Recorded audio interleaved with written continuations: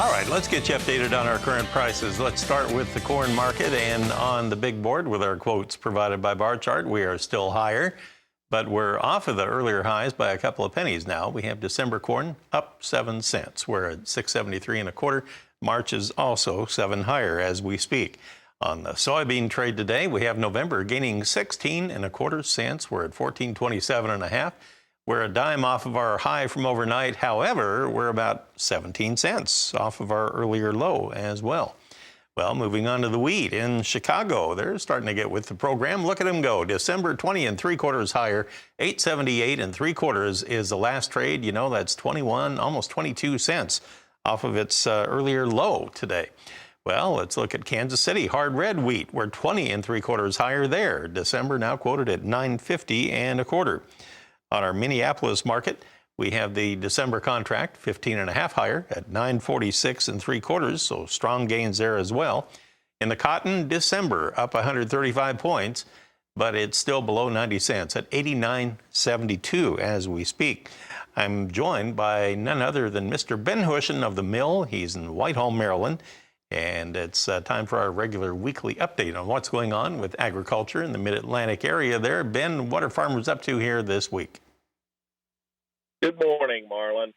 We had a nice little half-inch rain Sunday afternoon that slowed everybody down a little bit.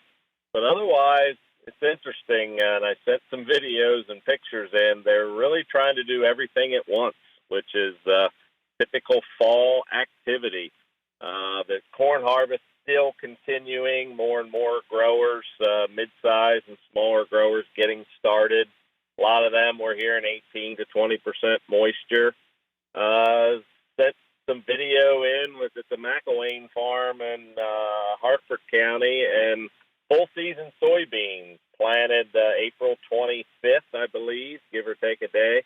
They were at 15%, and they were running the combine right on. And these dairy farmers, I popped into a dairy farm Friday afternoon, and boy, every piece of machinery they owned, I think, was moving, hauling manure, raking up alfalfa, baling alfalfa, and I was told they were working on corn at a different farm. So it's pretty much anything that they can be doing. Fall harvest is moving along. As I said, just a half-inch rain was all we had to slow us down this week. You know, all in all, judging by these photos here, Ben, I mean, those crops look pretty outstanding. They do. There's pockets. If you remember last week when I had some nice drone video from a friend, etc., those were kind of the lower end of the yields just because of dry weather.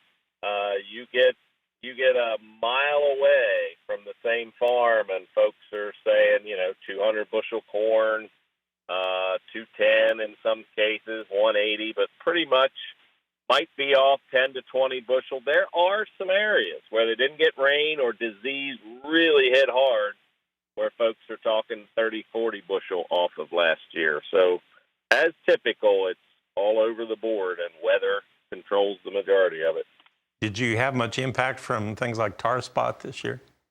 So Marlin, we did, yet to be determined. There are some places where we did late. So tar spot arrived in Maryland about the 20th of August, at least was identified. It arrived prior to that, obviously.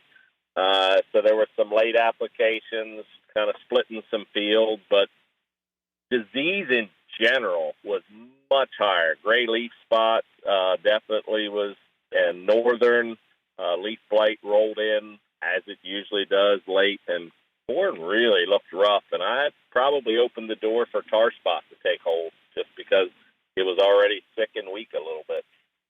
Okay, well, thanks for updating us. Appreciate that, Ben. Take care of yourself, and best wishes to everybody there in the busy harvest season. Stay safe. Ben Hushon of the mill in Whitehall, Maryland. We'll take a break right here, and we'll come back and take a look at livestock trade next.